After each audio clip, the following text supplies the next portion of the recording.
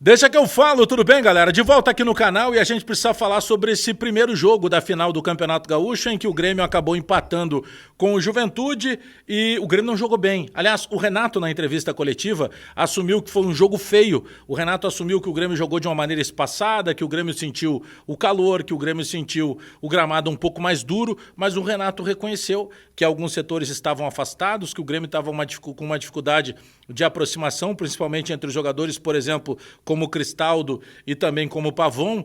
E por mais que o Renato faça aquela frase clássica do chavão, né, e diz, olha, é um jogo de 180 minutos, o torcedor do Grêmio, de certa forma, se preocupa porque o Inter também jogou 180 minutos contra o Juventude, não conseguiu ganhar e acabou sendo eliminado nos pênaltis. Eu, particularmente, pelo que eu vi, embora eu assuma que em determinado momento o Juventude incomodou mais o Grêmio, e eu acho que tem dois jogadores que foram destaques e os dois do Grêmio, um deles o goleiro, e aí se o Kaique é destaque, tu já nota que tem algo errado.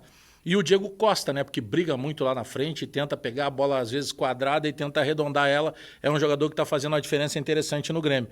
Mas tem uma situação entre tantas que, por exemplo, eu não considero que, se a gente pegar o primeiro jogo do Inter contra o Juventude, para mim o Juventude foi muito mais superior contra o Inter do que foi hoje em relação ao Grêmio. Só para fazer um comparativo, traçar um comparativo ali.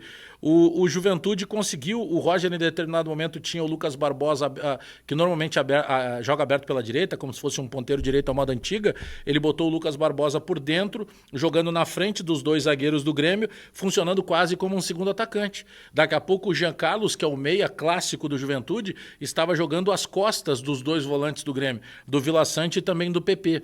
Então o Roger fez alguns ajustes táticos. E aí no segundo tempo tem um momento em que o Renato tira o Cristaldo, tira o PP, coloca o Duqueiroz e coloca o Dodi. E aí o Grêmio meio que se complica por um determinado momento. Por quê? Porque o Grêmio não tem uma figura à altura de substituir o Cristaldo. E aí a gente vai entrar num outro ponto que tem que ser discutido a partir de agora. O Grêmio não tem um zagueiro hoje para trabalhar junto com o Kahneman. A gente não sabe se o Jeromel vai ter condição de jogar a próxima partida, possivelmente não. E a escolha do Renato pelo Rodrigo Eli, o Rodrigo Eli ele causa calafrios em qualquer torcedor, por mais tranquilo que esse torcedor seja. O Rodrigo Eli é dos piores zagueiros que já jogaram com a camisa do Grêmio. E tá falando um cara aqui, reconheço, eu acreditei que ele pudesse chegar e se transformar num zagueiro principalmente titular e sem nos dar muitos sustos. Porque eu pensava, criado na base do Grêmio, profissionalizado no Milan, fez toda a carreira praticamente de jogador de futebol na Europa, mas ele é muito atrapalhado. E ele atrapalha os outros. Ele dá o bote errado, ele não tem velocidade, porque ele é muito pesado, ele não tem boa bola aérea, o Rodrigo Eli não tem nada. E aí o Grêmio teria que decidir por que não joga o Gustavo Martins. Ah, mas o Gustavo Martins não prorrogou o contrato. Bom, então não deixa ele no banco. Porque levar o Gustavo Martins no banco para uma final, e aí tu olha, o Gustavo Martins não é o novo Hugo de Leão, eu sei disso. Mas ele é melhor que o Rodrigo Eli. E ele sendo melhor que o Rodrigo Eli, ele precisa jogar no lugar do Rodrigo Eli, simples assim. O Grêmio hoje jogou com o Fábio da lateral esquerda, porque ali também falta um jogador. Tudo bem, eu compreendo. O Renato tentou botar o cara mais cascudo porque não acreditou, ou acreditou, por exemplo, que pudesse sentir o Wesley Costa num jogo que possivelmente o Roger ia explorar as costas do garoto caso ele tivesse jogado. Agora, sai o Diego Costa, que fica enquanto pode em campo, mas ele cansa porque ele briga, ele disputa, ele apanha dos zagueiros, ele vai para o contato, um baita de um centroavante, só que ele cansa, e aí quando ele cansa, entra o João Pedro Galvão.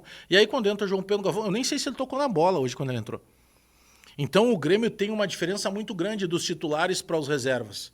E até é normal que tu tenha isso em uma ou outra posição, mas em todas é incompreensível. Para mim, hoje, o único cara que já nem seria mais reserva, seria titular, é o Duqueiroz, porque ele entra e melhora o time em relação ao PP. O Soteldo, ele ainda está desembocado. E aí o Gustavo Nunes acaba apanhando, sendo vítima, sendo alvo dos zagueiros. E eu quero falar rapidamente sobre a arbitragem, tá? Porque eu até acho que eu exagerei um pouco na reclamação da arbitragem na minha live, mas e aí começaram a me chamar de chorão. Eu disse, tudo bem, não tem problema nenhum, podem me chamar de chorão, até porque chorão não é ofensa. Agora, tem algumas coisas que não dá para entender o porquê que acontecem. O Anderson Daronco, que foi o árbitro do jogo, tem a bola que o Diego Costa invade em direção da área, da grande área defensiva do Juventude. O goleiro, o Diego Costa está com o corpo todo fora da área. O goleiro do Juventude dá um tapa nas pernas do Diego Costa, que já seria falta, mas o pior, ele toca com a mão na bola, o goleiro fora da área, mas quase 1 metro fora da área. Ninguém viu, nem o assistente que estava na frente, nem o Anderson Daron que estava próximo. Aí beleza, tem um jogador no Juventude chamado Jadson. Ele fez 6 faltas no primeiro tempo e ele não tomou cartão. Aí, volta do intervalo, a primeira falta que ele fez, ele tomou um cartão. Ele teve que fazer 7 faltas para tomar um cartão amarelo. O Fábio fez uma falta no começo do segundo tempo, cartão amarelo. O João Pedro fez a segunda falta no começo do segundo tempo, cartão amarelo. Por que é assim? Por que para um lado funciona e para o outro lado não funciona? É só isso que eu estou cobrando. É só isso. Eu sei, o Renato não falou. Não adianta mais falar de arbitragem. Porque tu fala daqui, tu fala de lá e continua a mesma coisa.